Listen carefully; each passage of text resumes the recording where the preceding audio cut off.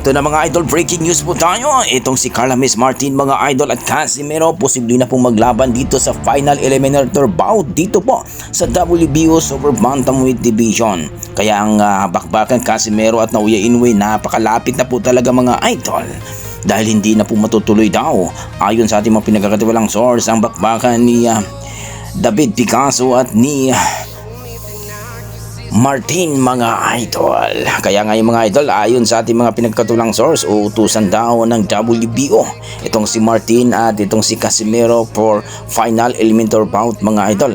Ang rank number 1 at rank number 4 mga idol ay magbakbakan para po sa final eliminator bout dito sa WBO. Kung sino daw mananalo sa kanila mga idol, siya daw ang kakalabanin ni Naoya Inoue before daw umakyat ito ng featherweight division.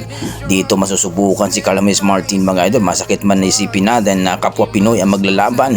Pero ito na po ang totoo mga idol dahil po ay nakataya na po ang kanilang ranking mga idol. Dahil kung sino daw ang mananalo sa kanila ay makakalaban ni Naoya Inoue. Bagamat sinabi ng ating mga boxing fans, mabugbog lang daw itong si Carla Miss Martin dito kay Cuadroless Casimero.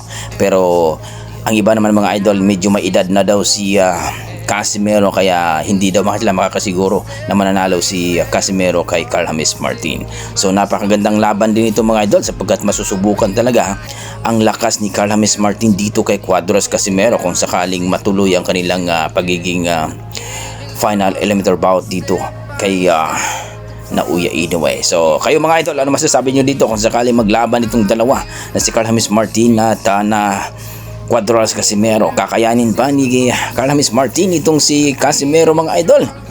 Nako, talagang makikita na natin ang ating dalawang Pinoy, isang prospect at isang dating world champion na kakapanalo lang dito kay Luis Pantera Neri. Please comment down below mga idol kung ano ang inyong mga opinion dito. Kung sakaling matuloy ang bakbakan nito, sino kaya ang gagapang sa dalawang ito? Ang ating The Wonder Boy at itong si Cuadroless General Casimero. Sa kabilang banda mga idol, Cuadro Angas ng Pinas mga idol ay rank number 1 ito sa IBO.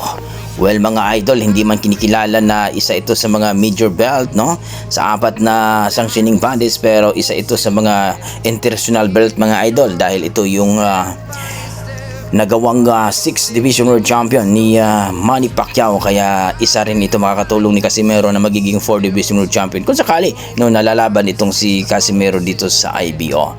Pero rank number 4 na mga idol itong si Casimero, kaya napakalapit na talaga ang bakbakan ni Casimero at Naoya Inoue.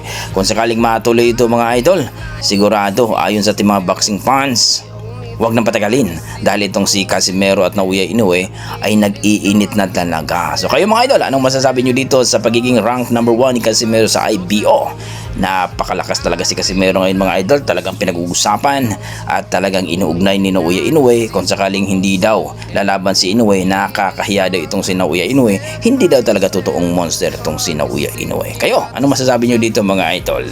Dapat na bang labanan itong si Casimero ni Naoya Inoue para hindi siya magiging kakatawa-tawa itong si Naoya Inoue? Okay, please comment down below mga idol para ating pag-usapan.